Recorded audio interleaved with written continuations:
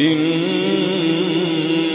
في خلق السماوات والأرض واختلاف الليل والنهار لآيات لأولي الألباب الذين يذكرون الله قياما وقعودا وعلى جنوبهم ويتفكرون في خلق السماوات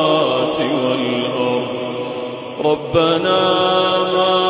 خلقت هذا باطلا سبحانك